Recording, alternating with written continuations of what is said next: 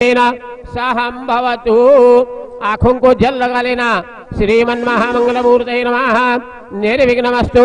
सुमुखश्चैकदन्तश्च कपिलो गजकर्णकः लंबोदरस्य विकटो विघ्ननाशो गणाधिपः धूम्रकेतुर्गणाध्यक्षो भारतीयो गजाननः द्वादशैतानि नामानि यः पठेत् शृणुयादपि विद्यारम्भे विवाहे च प्रवेशे निर्गमे तथा संग्रामे संकटे चैव विघ्नस्य।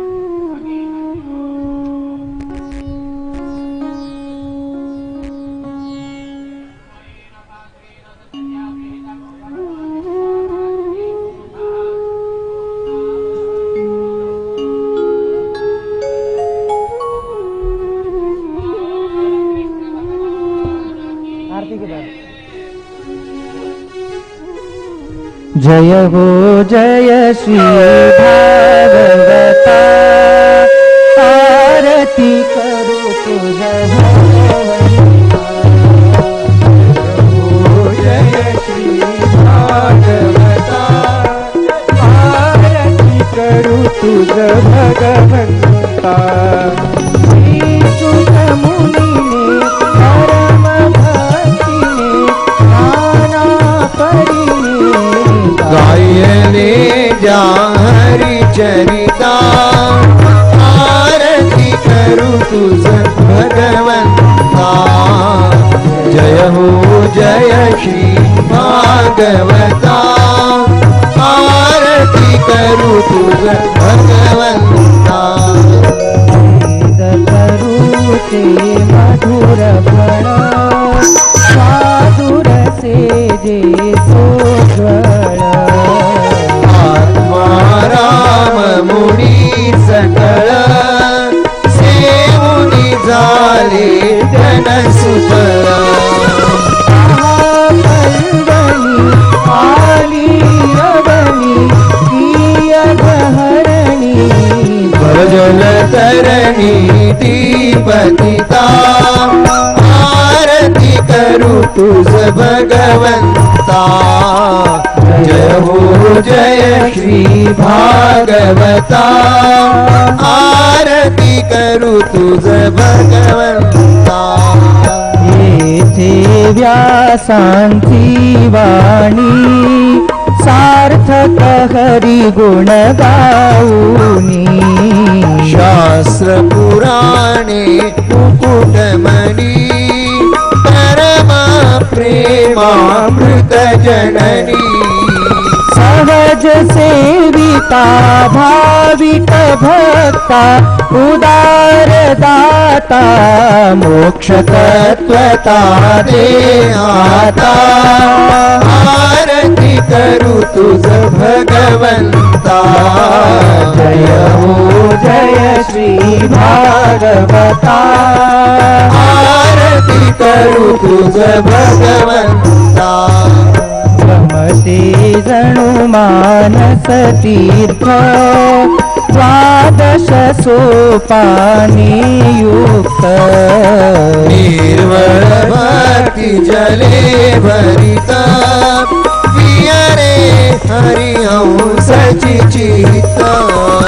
लोक सुकमले संत द्विज कुले सेवुनि रमले भार हर परे रस पीता आरती आरती करू तुझ भगवंता जय हो जय श्री भागवता आरती करू तुझ भगवंता अपार महिमा ग्रंथाचा वदविना कोणाचा प्राणची कीर्तनकारांचा मेवा कविवर संतांचा गणबोधाचा स्वयं प्रभेचा द्वादश कविता रवियंतरिता तमहरता आरती करू तुझ भगवंता जय हो जय श्री भागवता आरती करू तुझ भगवंता ग्रंथ नव्हे हा श्रीकृष्ण गीते वेधी मन पूर्ण अनन्य होता या शरण खचित करे जन्म मरण पितात जाती चिरये शांती नाथ ही वदती कृष्णपदी देवो माता आरती करू तुझ भगवंता जय हो जय श्री भागवता आरती करू तुझ भगवंता जय हो जय श्री भागवता आरती करू तुझ भगवंता आरती करू तुझ भगवंता आरती करू तुझ भगवंता कर्पूर गौरम करुणावतारम संसार सारम भुजगहारम सदा वसंतं हृदयारविन्दे भवं भवानी सहितं नमामि त्वमेव माता च पिता त्वमेव बन्धुश्च सखा त्वमेव विद्या द्रविणं त्वमेव सर्वं मम देव सेवन्तिका वकुलचम्पकपाटलाब्जै पुन्नागजातिकरवीररसाल विश्वै बिल्वप्रवाल तुलसीदलमञ्जरीभिः स्वां पूजयामि जगदीश्वर मे प्रसीद गोपाल कृष्ण भगवान की जय।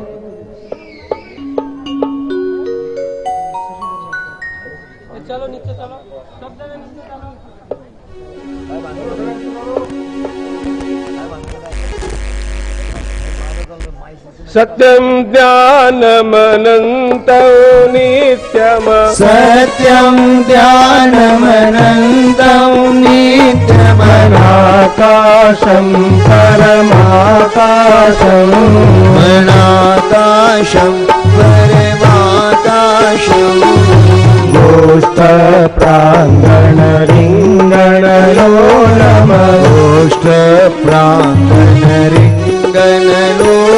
मनायासं परमायासं मनायासं परमायासं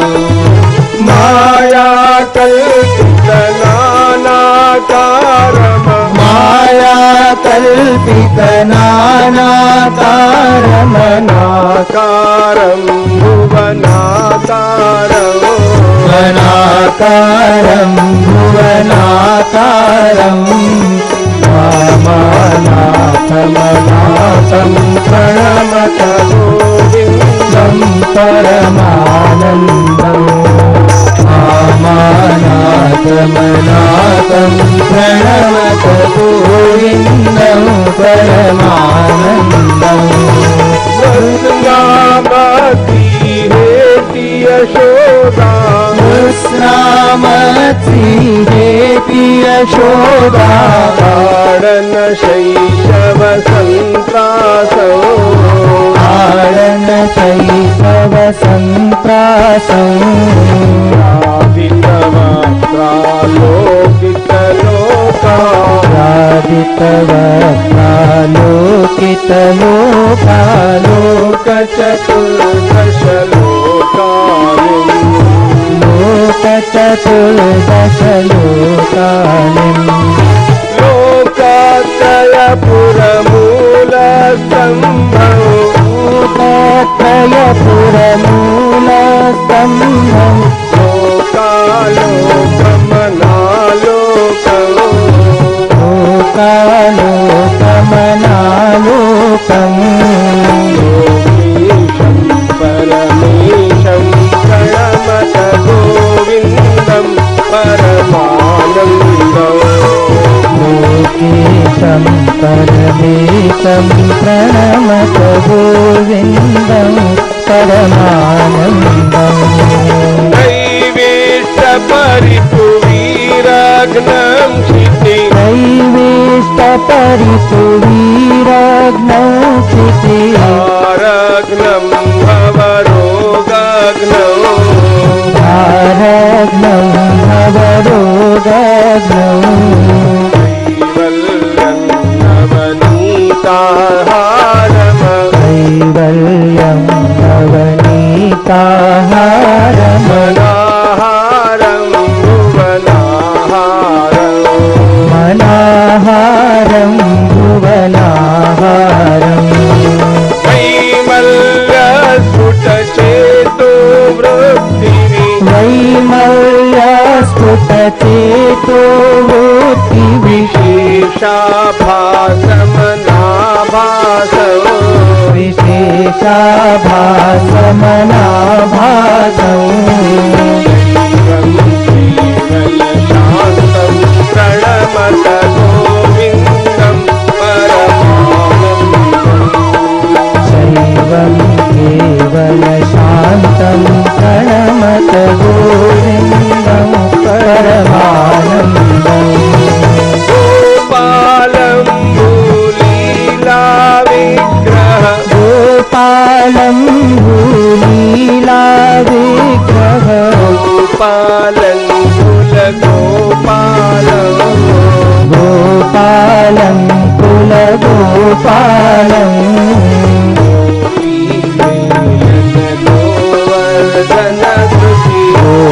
गोपीखेलन गोवर्धनधृति लीलालितगोपालं लीलालितगोपालम् लीलालितगोपालं लीलालितगोपालम् गोभिर्निगदितगोविन्दस्फुट गोभिर्निगदितगोविन्दस्फुट नामानं बहुनामानं नामानं बहुनामानम् जलदूरं प्रणमत गोविन्दं परमानन्दम्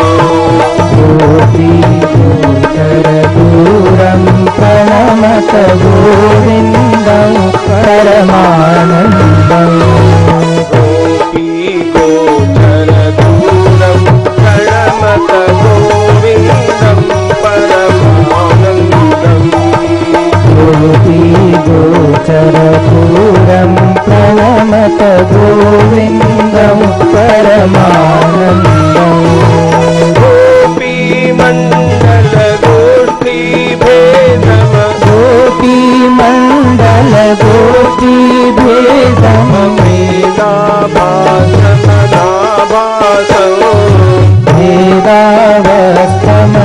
भेदावस्थमभेदाभम्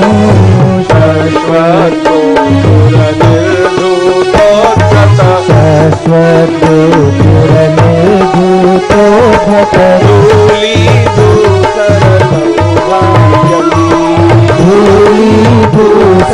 धूलीभूसरसौभाग्यम् श्रद्धा भक्तिगृहीतानन्दम् श्रद्धा भक्तिगृहीतानन्दम् चिन्तं चिन्तितसद्भावम् चिन्त्यं चिन्तितसद्भावम् कामणिमहिमानं प्रणमत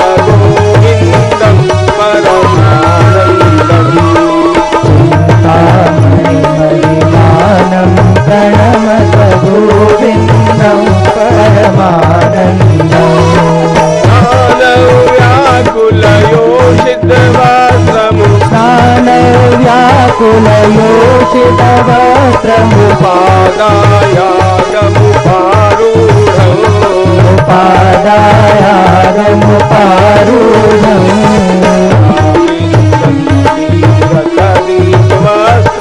यादित संति रथ दिग्वस्त्रा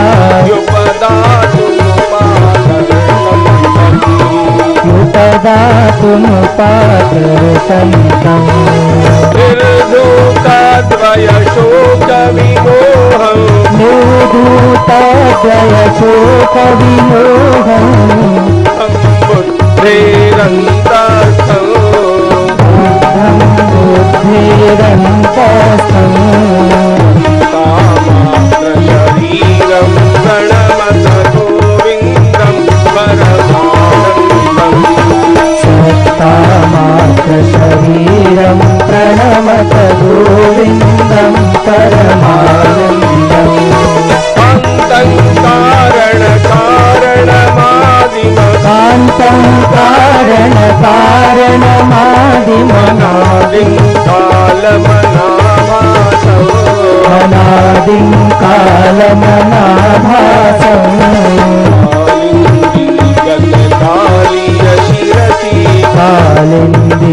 कालिन्दीगतकालीय शिरसि मुहुर्नृत्यन्तं नृत्यन्तं कालं कालकलातीतं कालं कालकलातीतं कालेशं कलिदोषग्नौ काशेशं कलिदोषघ्नं कालत्रयगम्भीतुं प्रणमत गोविन्दं परमानन्दम् कालत्रयगतिहेतुं प्रणमत गोविन्दं परमानन्दम् वृन्दावनभुवि वृन्दारकगण वृन्दावनभुवि वृन्दारकगण वृन्दाराध्यं वन्देऽहम् वृन्दाराध्यं वन्देऽहम् वृन्दाभामलमन्दस्मेरसु वृन्दाभामलमन्दस्मेरसु आनन्दं सुरभानन्दम् सुधानन्दं सुहृदानन्दम् वन्द्याशेषमहामुनिमानस वन्द्याशेषमहामुनिमानस वन्द्याशेषमहामुनिमानस वन्द्याशेषमहामुनिमानस वन्द्यानन्दपदद्वन्द्वम् वन्द्यानन्दपदद्वन्द्वम्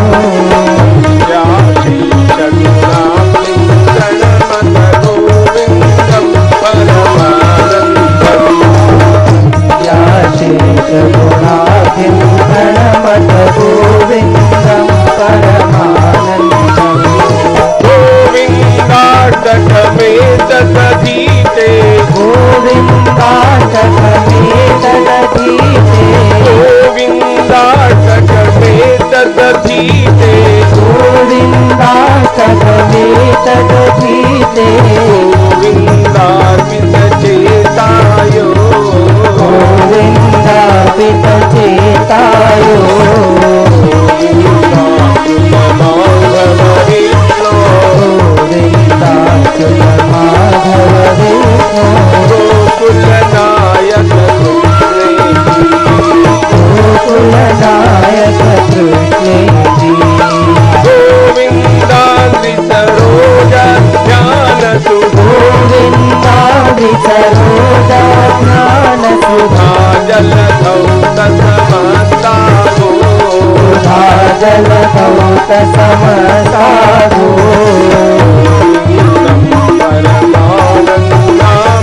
परमानन्दामृतमन्तस्तं तसमस्ते गोविन्दं परमानन्दामृतमन्तस्तं ससमर्गेति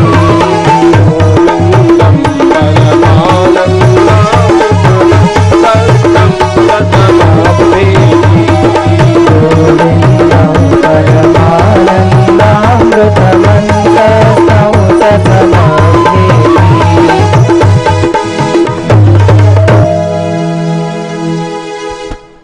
गोपाल कृष्ण भगवान की जय। ज्ञानेश्वर महाराज की जय। सद्गुरु देव की जय। वृंदावन बिहारी लाल की जय। गंगा माता की जय। गौ माता की जय। भारत माता की जय। वेदव्यास भगवान की जय। शुकदेव भगवान की जय। महर्षि वाल्मीकि भगवान की जय। देवर्षि नारद भगवान की जय।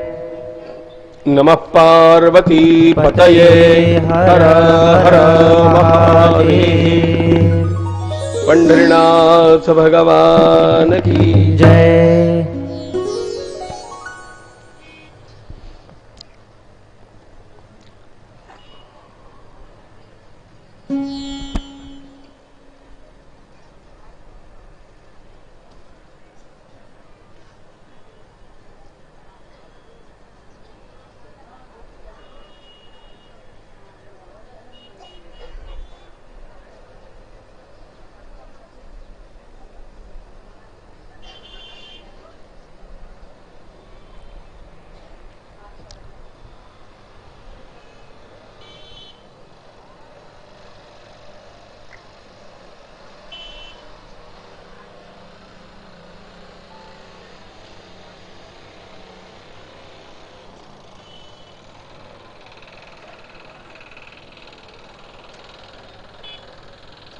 नमामि सद्गुरुं शांतं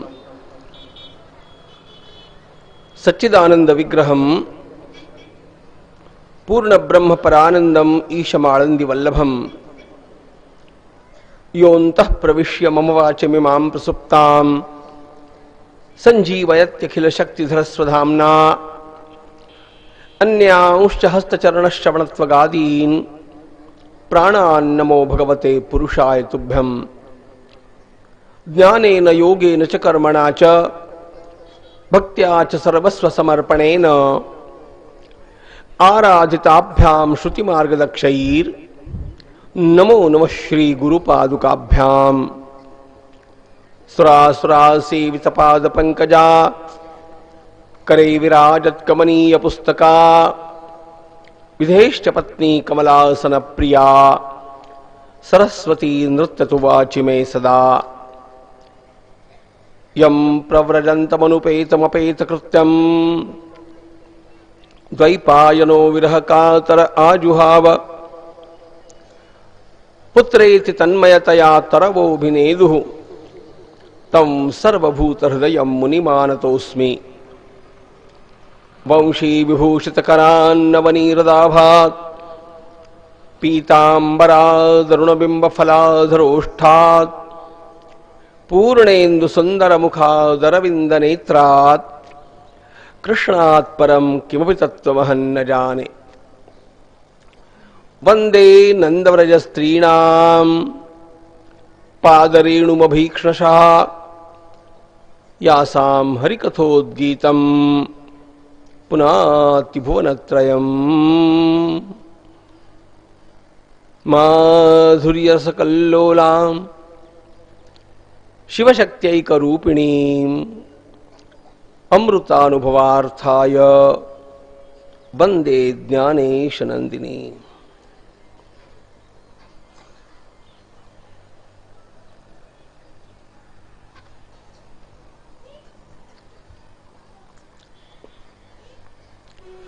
ओम नमो भगवते वासुदेवाय।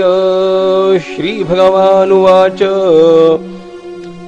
योग आध्यात्मिक पुंसां मतो निःश्रेयसाय मे अत्यन्तोपरतिर्यत्र दुःखस्य च सुखस्य च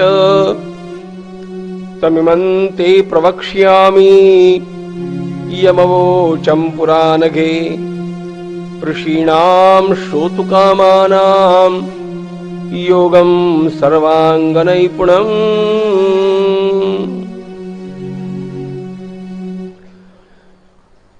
गंगा मैया के पावन तट पर आनंदकंद परमात्मा की दिव्य कथा में तल्लीन भगवान सुखदेव जी महाराज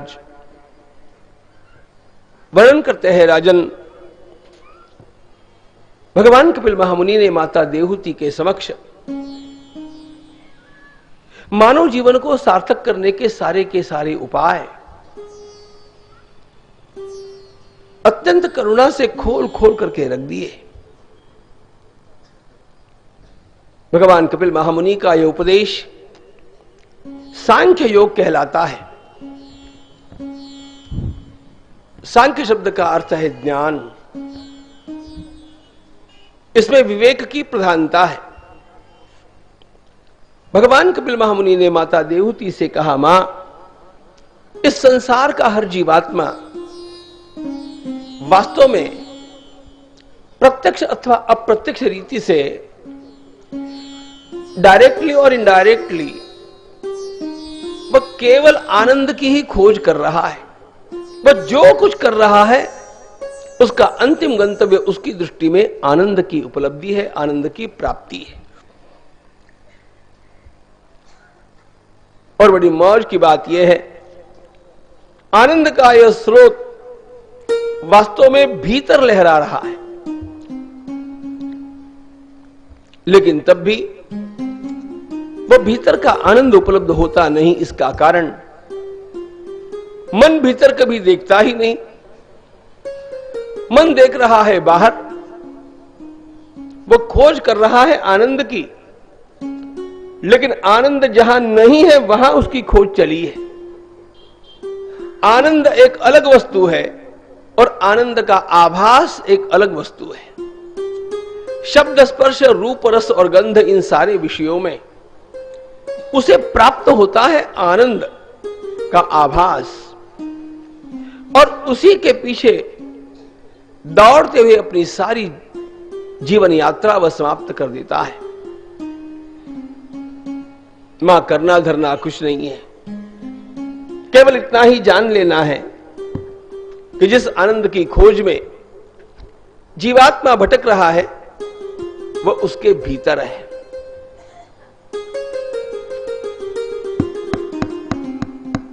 यह ध्वनिवर्धक है। इस ध्वनिवर्धक में दो बातें हैं। एक तो लोहे का यह उपकरण है बाहर दिखने वाला, लेकिन केवल लोहे के उपकरण से यह काम चलता नहीं। उसके भीतर से बिजली का एक प्रवाह भी बह रहा है। विद्युत का प्रवाह दिखता नहीं, लेकिन उसके बिना इसका काम चलता नहीं। और ये उपकरण हमें दिखता है, उसके बिना विद्युत का प्रवाह हमें काम देता नहीं। ये दो अलग अलग हैं। बस इसी प्रकार थोड़ा सा अपने शरीर की ओर देखिए। हमारे भी भीतर दो तत्व काम कर रहे हैं। एक है दिखने वाला और एक है देखने वाला। शरीर दिखता है, लेकिन शरीर जड़ है। यह शरीर काम करता है भीतर के इस चेतन तत्व के कारण। जब किसी का निधन हो जाता है तो शरीर तो पड़ा ही रहता है। शरीर अब भी दिख रहा है, समय पर निकाली गई तो उसकी आंखें अथवा अन्य अवयव काम भी देते हैं। कौन सा तत्व चला गया जिसके कारण शरीर अब कुछ काम नहीं कर रहा है? वो चैतन्य तत्व था। एक है चैतन्य और एक है जड़। स्थूल दृष्टि से समझाने के लिए बोल रहा हूं। भगवान ने यही बात भगवद गीता में समझाई। देहि नित्यम अवध्योयम देहे सर्वस्य भारत तस्मात् सर्वाणि भूतानि न त्वं शोचितुमर्हसि। भगवान भगवद गीता के दूसरे अध्याय में इस बात को समझाते हैं कि अर्जुन, एक है देह और एक है देही। देखो, अब आप अपनी अपनी बात सोच लो। हम रात दिन देह का विचार करते हैं, हम रात दिन देह की आवश्यकताओं का विचार करते हैं, लेकिन यह देह जिसके कारण चलता है वह देही, उसका विचार कभी जीवन भर में हमने करने की बात सोची क्या? उसकी आवश्यकताएं क्या है, उसको मैं कैसे पहचानूंगा, इसको समझने की बात हमने कभी सोची भी क्या? अच्छा, एक भीतर का चैतन्य और एक बाहर का देह, भीतर का चैतन्य और बाहर का जड़ देह। अच्छा, चैतन्य में और जड़ में अंतर क्या है यह भी समझ लो। जड़ उसे कहते हैं जिसे न स्वयं का ज्ञान होता है न दूसरे का ज्ञान होने की पात्रता होती है, और चैतन्य उसे कहते हैं जिसे स्वयं का भी ज्ञान होता है और अन्य का भी ज्ञान होता है। अब हम जब मैं शब्द का उच्चारण करते हैं तब शरीर को लेकर के करते हैं कि भीतर के उस चैतन्य को लेकर के करते। इतना सा प्रश्न है, छोटी सी बात। मैं शब्द का उच्चारण हम लोगों ने कितनी बार किया होगा जीवन भर में? छोड़ो जीवन भर में, सवेरे से कितनी बार किया होगा, लेकिन वह मैं कौन हूं इसका विचार हमने कभी किया है क्या? भगवान कपिल महामुनि बतलाते हैं, मां केवल यही जानना है कि जन्म लेने वाला, बढ़ने वाला, क्षीण होने वाला, विकृत होने वाला और मरने वाला शरीर मैं नहीं हूं। मैं वह हूं जिसका न जन्म होता है, न वृद्धि होती है, न क्षय होता है, न मृत्यु होती है। इतना सा समझ लेने पर ही मनुष्य सारे दुखों से छूट सकता है। लेकिन यह बात मनुष्य के ध्यान में केवल इसलिए नहीं आती, गुणेषु सक्तम बंधाय रतम वा पुंसी मुक्तये। मन रस लेता है बाहर के विषयों में और आनंद का स्रोत बह रहा है भीतर। वस्तु जहां पर है वहां पर खोजने से प्राप्त होती है, वस्तु जहां पर नहीं है वहां खोजने से प्राप्त नहीं होती है। ऑफिस से घर पर आते समय हम अपना मोबाइल भूल गए गाड़ी में, और घर पर आकर के माथाकूट कर रहे हैं, कठे गयो कठे गयो कठे गयो कठू मिले। जो वस्तु जहां पर है वहां खोजने से मिलेगी। आनंद खोया है भीतर, खोज चली है बाहर। ध्यान रखना। इसलिए शब्द, स्पर्श, रूप, रस और गंध, इन विषयों का सुख लेने के लिए घर में नहीं मिलता हो तो होटल में, होटल में नहीं मिलता हो तो क्लब में, देहात में नहीं मिलता हो तो शहर में, देश में नहीं मिलता हो तो विदेश में जाकर के और दुनिया भर के सारे पदार्थ खा पी करके भोग करके आ जाइएगा। अखंड आनंद की प्राप्ति के लिए एक न एक दिन गीता ही पढ़नी पड़ती है, राम जी का नाम ही लेना पड़ता है और भागवत के पंडाल में ही आकर के बैठना पड़ता है। उसका अन्य कोई उपाय हो सकता नहीं, मां यही करना पड़ेगा। और ये बात सरल है। गड़बड़ी ये हो गई कि यह चैतन्य फंस गया है इस प्रकृति में। पुरुष को कहते हैं चैतन्य और जड़ को कहते हैं प्रकृति। भगवान कपिल महामुनि ने सांख्य योग में जड़ और चेतन का, माने प्रकृति और पुरुष का विवेक सिखाया, इनको अलग अलग करके देखना सिखाया। संत एकनाथ महाराज की उपमा देनी हो तो कंकड़ और चीनी मिला करके यहां पर डाल दिए तो चींटी आकर के चीनी को ले लेती है, कंकड़ छोड़ देती है। उसी प्रकार विद्य पुरुष को चाहिए, बुद्धिमान को चाहिए कि वह चैतन्य का ग्रहण कर ले और जड़ को अपने स्थान पर छोड़ दे। इतनी सी बात समझ में आने से ही जीवन की सारी समस्याएं सुलझ जाती है। ये जीव तो है सच्चिदानंद स्वरूप, लेकिन फंसा है जड़ प्रकृति में। कैसे फंस गया? ज्ञानेश्वर महाराज ने बड़ी सुंदर 3 उपमाएं दी।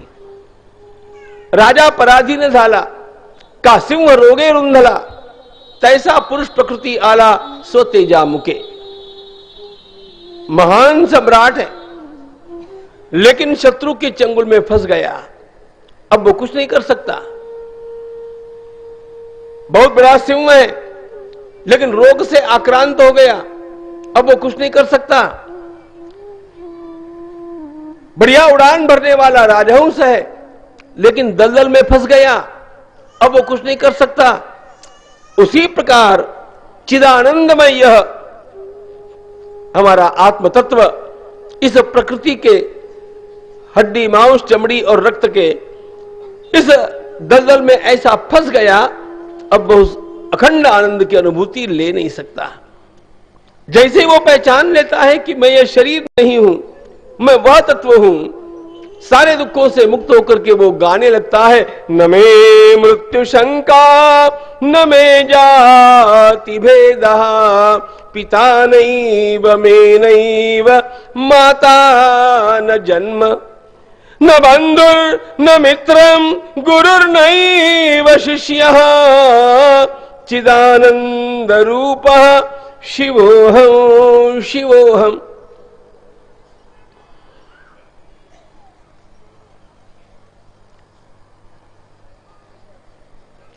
इस अवस्था को प्राप्त करने के लिए मां सबसे बढ़िया उपाय एक ही है, और वह है भगवान की भक्ति।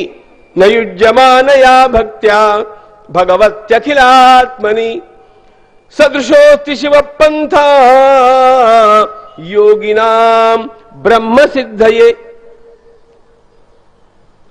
सांख्य सूत्र, सांख्य कारिका का सांख्य योग अलग है, और भगवान कपिल महामुनि के द्वारा यहां पर बतलाया हुआ सांख्य योग उससे परिष्कृत है। भगवान की भक्ति से यह बात अत्यंत सुलभ हो जाती है, लेकिन उस भक्ति की प्राप्ति के लिए करनी पड़ती है संतों की संगति।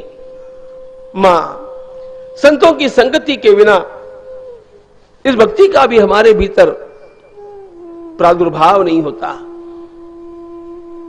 वैसे तो जीव को हो जाना पड़ता है निस्संग, लेकिन निस्संग होने से पहले उसको करना पड़ता है सत्संग।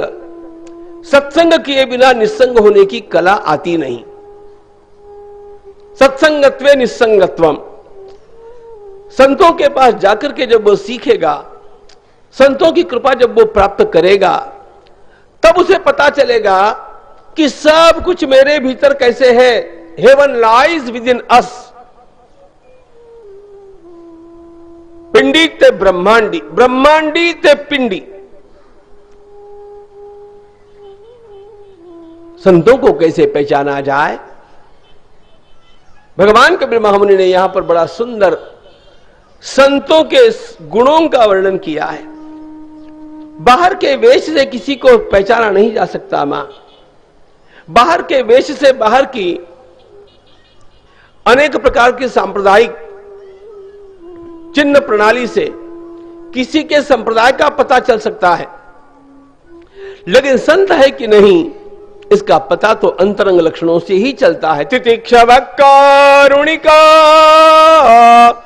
सुहृद सर्वदेहिनाम अजात शत्रव शांता साधव साधुभूषणा मय्यनन्येन योगेन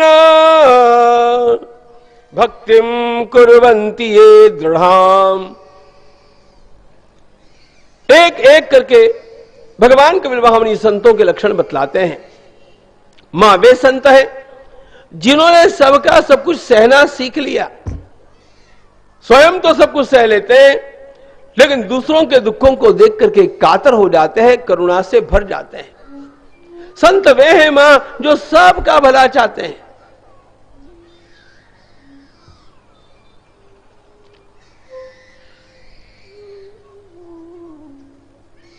क्योंकि वे किसी को अपने शत्रु के रूप में देख नहीं सकते। संत वे होते हैं जो शांत है। अजात शत्रव शांता साधव साधुभूषणा। संत वे हैं जो भगवान की भक्ति तो करते हैं। अरे भगवान की भक्ति हम लोग नहीं करते क्या? हम भी करते होंगे, लेकिन हमारी भक्ति और संतों के द्वारा की जाने वाली भगवान की भक्ति, इसमें अंतर है। हम भगवान की भक्ति तो करते हैं, लेकिन भगवान के पास जाकर पहुंचते ही मांगते क्या है? सुख संपत्ति घर आवे कष्ट मिटे तन, विदाउट मेडिसिन। पुत्र पौत्र धन धान्य आयु आरोग्य संतति संपत्ति दे दे दे दे दे दे। देहि सौभाग्यम आरोग्यम देहि में परमम सुखम। हमारे सारे छात्र बैठे हैं ना, सबको याद है। देहि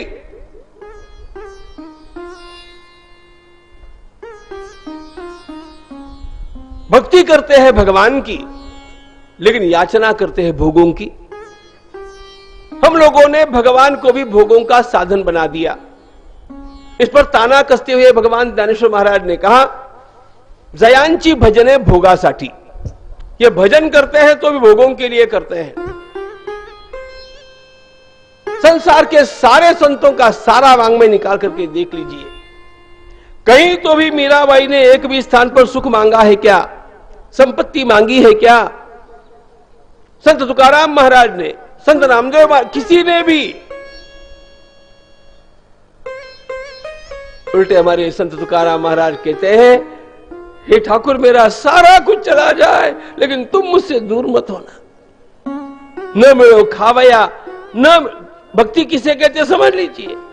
न मिलो खावया, न वाढ़ो संतान, परिहा नारायण कृपा करो। यह भक्ति की अनन्यता है। थॉमस अकेम्पिस ने सुंदर शब्दों में कहा, father I don't want your gifts, I want your self. Thakur मैं आपसे कुछ नहीं चाहता, मैं आप ही को चाहता हूं।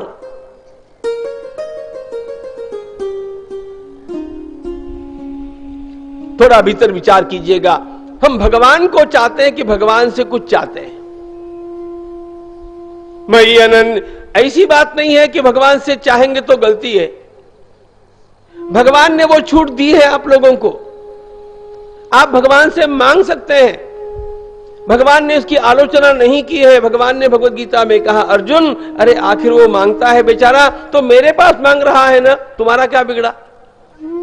मेरे लिए वो भी अच्छा ही है। भगवान ने तो अच्छा कहा, उदारा सर्वैवैते, लेकिन सबसे अच्छा नहीं कहा। सबसे अच्छा तो वो ही है जो भगवान का भजन भगवान के लिए करता है। मयि अनन्येन भावेन भक्तिम कुर्वन्ति ये दृढ़ाम मदर्थे त्यक्त कर्माणः त्यक्त स्वजन बांधवाः। भक्ति के आड़े आने वाले हर पदार्थ का त्याग करने के लिए जो प्रस्तुत होता है, चाहे कोई कर्म है, चाहे कोई संबंधी है, चाहे कोई भी है, मेरे तो गिरधर गोपाल दूसरा न, ये भक्ति है। ते ते साधव साध्वी सर्वसंग विवर्जिता। भगवान की मंगलमय कथा कहना, भगवान की मंगलमय कथा का श्रवण करना और भगवान के मंगलमय नाम का गान करना। राधे राधे गोविंद बोलो रे, राधे राधे गोविंद बोलो रे, राधे राधे गोविंद बोलो रे, राधे राधे गोविंद बोलो रे, गोविंद बोलो भैया गोविंद बोलो, गोविंद बोलो मैया गोविंद बोलो, गोविंद बोलो भैया गोविंद बोलो, गोविंद बोलो भैया गोविंद बोलो,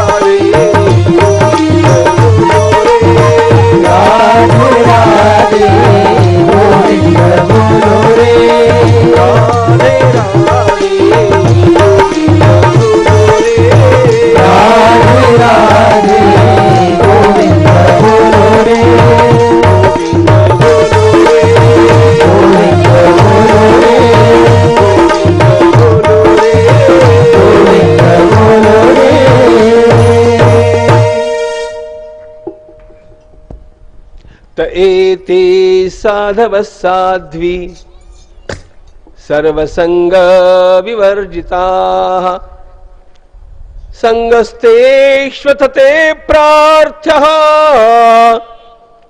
संगदोषहराहिते। भगवान कपिल महामुनि कहते हैं, मां, इस प्रकार के संतों की संगति मां तुम्हें प्रयास करके प्राप्त करनी होगी। वे अपनी ओर से कोई प्रयास नहीं करेंगे किसी की भी संगति के लिए। संगस्तेष्वतते प्रार्थ्या, लेकिन यदि उनकी संगति प्राप्त हो जाती है तो निस्संग होने की कला तुम्हारे भीतर अपने आप साकार हो जाएगी। मां, सताम प्रसंगान मम वीर्य संविदो भवन्ति हृत्कर्ण रसायना कथा तज्जोषणादाश्वपवर्गवर्त्मनि श्रद्धारतिर् भक्तिरनुक्रमिष्यति भक्त्या पुमान् जात विराग ऐन्द्रियात्। सत्संगति के माध्यम से कैसे परमार्थ के मार्ग पर अगला प्रवास होता है, इसका बड़ा सुंदर विवेचन यहां पर किया। अब उतना समय हम लोगों के पास है नहीं, लेकिन सच्ची श्रद्धा परमात्मा में तब निर्माण होती है जब किसी अत्यंत श्रेष्ठ संत का सानिध्य प्राप्त होता है, उसका जीवन समीप से देखने मिलता है। श्रद्धा फिर निर्माण होती है भगवान में रति, और वही रति प्रगाढ़ होकर के भक्ति का रूप ले लेती है। और जब भीतर से भगवान में इतना प्रेम, इतना प्रगाढ़ प्रेम निर्माण हो जाता है, संसार के पदार्थ छोड़ने नहीं पड़ते हैं मां, वे अपने आप छूट जाते हैं, गल जाते हैं। देखो, भीतर से भगवान का प्रेम सच्ची तरह उदित हो गया तो बाहर के पदार्थों का वैराग्य लाना नहीं पड़ता, उन पदार्थों की ओर ध्यान जाता ही नहीं, वे तुच्छ लगते हैं। भक्त्या पुमान जात विराग ऐन्द्रियात् दृष्ट श्रुतान मद रचनानुचिंतया। भगवान कपिल महामुनि ने बड़ी सुंदर बात यहां पर बतलाई। मां, केवल सामने दिखने वाले पदार्थ तुच्छ नहीं लगते, संसार में उपलब्ध होने वाले, दृष्टि के सामने आने वाले शब्द, स्पर्श, रूप, रस और गंध, ये सारे भोग्य पदार्थ तुच्छ तो लगते ही लगते हैं, लेकिन जिनका वर्णन हम स्वर्ग में सुनते हैं, कुछ लोग तो यहां पर भी भोग भोगते हैं और स्वर्ग का भी रिजर्वेशन करके रखते हैं। वहां जाने पर बंगला मिलना चाहिए, वहां जाने पर अमृत के घूंट लेने को मिलने चाहिए, और बैठने के लिए ऐरावत मिलना चाहिए, और नर्तिका के रूप में अप्सराएं मिलनी चाहिए, और पूजा पाठ कराने के लिए बृहस्पति होने चाहिए। ये सारे स्वर्ग के भोग, न तत्र शोको न जरा न मृत्यु, इस प्रकार के वे सारे भोग, वे भी तुच्छ लगते हैं। इसलिए भगवान का उत्तम भक्त स्वर्ग की भी आकांक्षा करता नहीं। दृष्ट श्रुतान मद रचनानुचिंतया, भक्ति का अति सुंदर वर्णन यहां पर किया गया। भक्ति के अनेक प्रकारों का, अनेक विधाओं का भी प्रतिपादन किया। सात्विक, राजस, तामस, निर्गुण, इस 4 प्रकार की भक्ति, उसके 9 अवान्तर भेद, ऐसा भक्ति का एक विशाल वितान यहां पर भगवान कपिल महामुनि ने जीवों के कल्याणार्थ उपस्थित कर दिया। और उसके पश्चात वे एक बड़े महत्वपूर्ण प्रकरण की ओर चले। सामान्यतया सभी साधकों का एक प्रश्न होता है, पूजा पाठादिक परमार्थ करते तो है महाराज, लेकिन भगवान में मन लगता, लगाने का प्रयास शायद करते होंगे लेकिन लगता नहीं। पारायण कर लेना, तीर्थ यात्रा कर लेना, माला फेर लेना, कथा सुन लेना, यह सब हो जाता है, लेकिन एकांत में बैठ करके कृष्ण भगवान का 10 मिनट अन्य सारे पदार्थों को भुला करके मैं केवल स्मरण कर सकूं, इतना मन लगता। भगवान में मन लगे कैसे? भगवान कपिल महामुनि ने यहां पर सभी ध्यान योग का वर्णन किया। देखिए, आजकल जैसे योग शब्द बड़ा लोकप्रिय और प्रचलित हो गया, उसी प्रकार ध्यान शब्द भी बहुत सारे लोग जानने लग गए। करते कितने लोग हैं पता नहीं, लेकिन मेडिटेशन की बात बहुत सारे लोग करते हैं और उसकी अनेक विधाएं, उसके अनेक प्रकार भी बतलाए जाते हैं। एक बात ध्यान में रखना, ध्यान के बतलाए गए सभी के सभी प्रकारों में कुछ न कुछ तो तथ्यांश है। कोई सोहम सोहम करता है, कोई ट्रांसेंडेंटल मेडिटेशन करता है, कोई विपश्यना करता है, कोई प्रेक्षा ध्यान करता है, कोई नाक के अग्र की ओर देखता है, कोई सामने कुछ तो भी रख करके त्राटक करता है। दुनिया भर के इस प्रकार के किए जाने वाले ध्यान के प्रयोग, इनमें से कोई भी गलत नहीं है, सभी ठीक है। लेकिन अगली बात सुन लो, इनमें से एक भी परिपूर्ण नहीं है। परिपूर्ण ध्यान कैसा होता है, यह जानने के लिए भगवान कपिल महामुनि के द्वारा और भगवान के स्वयं के द्वारा श्रीमद् भागवत में जो उपाय बतलाए गए वे ही जानने पड़ेंगे। वही ध्यान का परिपूर्ण वर्णन है। योगस्य लक्षणं वक्ष्ये सबीजस्य नृपात्मजे मनो ये नैव विधिना प्रसन्नयाति सत्पथम। भगवान कपिल महामुनि यहां पर सभी ध्यान योग का वर्णन करते हैं। एक बात पहले ध्यान में लेनी चाहिए, ध्यान में संसार के पदार्थों से मन को निकाल करके आत्म पदार्थ की ओर मन ले जाना है। यह सारा मन का ट्रेनिंग है और यह मन बाहर के पदार्थों को छोड़ना चाहता नहीं। जैसे बच्चा खिलौना छोड़ना चाहता नहीं, वैसे हमारा मन भी बाहर के पदार्थों को छोड़ना चाहता नहीं।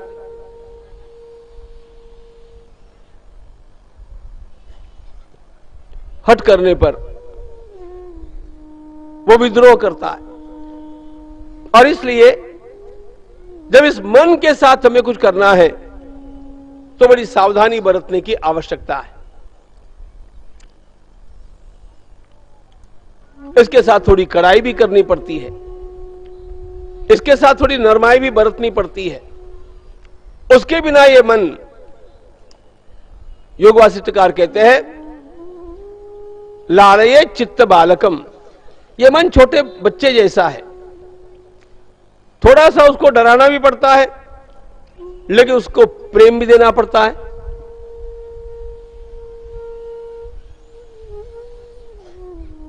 जो बात मन को अच्छी लगेगी नहीं, वो दीर्घ काल तक मन करेगा नहीं। इसलिए इस मन को धीरे धीरे, मनो ये नैव विधिना प्रसन्नो याति सत्पथम, प्रसन्नता से वह आगे बढ़ता जाए, ऐसे उपाय बतलाने पड़ेंगे। भगवान कपिल महामुनि कहते हैं, मां, इसके लिए सबसे पहली बात यह है, अपने सारे काम समय से कर लिए जाए ताकि हमारा मन रिक्त हो जाए, कामों का बहुत अधिक बोझ अपने ऊपर नहीं लिया जाए। फिर कहते हैं, वास्तव में मन को परमात्मा में एकाग्र करना चाहते हैं, किसी का भी मैं बुरा नहीं चाहूं। एक भी व्यक्ति के साथ संसार में वैर होगा तो ध्यान रखना, भगवान में मन लगेगा ही नहीं। भूतेषु बद्ध वैरस्य न मन शांति मृच्छति। इसलिए उत्तम साधक को किसी के साथ वैर की भावना रखनी नहीं चाहिए। संसार अपने स्वभाव के अनुसार उसके साथ जो भावना रखेगा रखेगा, लेकिन साधक किसी की ओर वैर की बुद्धि से देख नहीं सकता। फिर कहते हैं इस साधन में अपने आहार का भी नियंत्रण करना चाहिए। आहार सात्विक हो, वो भी नपीतुली मात्रा में ही ग्रहण किया जाए। फिर कहते हैं थोड़ा सा एकांत सेवन का अभ्यास होना चाहिए। फिर कहते हैं मनुष्य के जीवन में जिसके ऊपर अपार श्रद्धा रखी जा सकती हो ऐसा सद्गुरु आवश्यक है।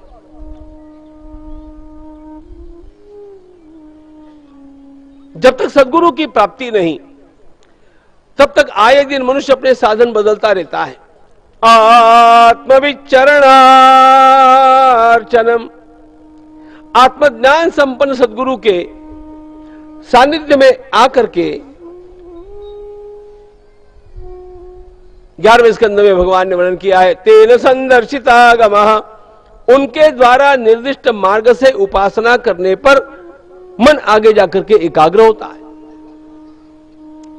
लब्धानुग्रह आचार्यान, आचार्य से अनुग्रह प्राप्त करके उनके द्वारा बतलाए गए मार्ग के ऊपर आगे चलने से इस मन को वश में करने की संभावना निर्माण होती है, नहीं तो होती नहीं। फिर कहते हैं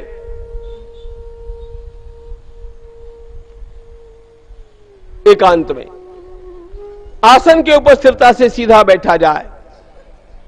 कोई भी ध्यान जब होगा वह सीधे बैठ करके ही होगा। आजकल लोगों को सीधे बैठने की आदत रही नहीं, जहां तहां झुक झुक करके। योग के सारे ग्रंथों में ध्यान के लिए किसी भी आसन का आग्रह नहीं है, लेकिन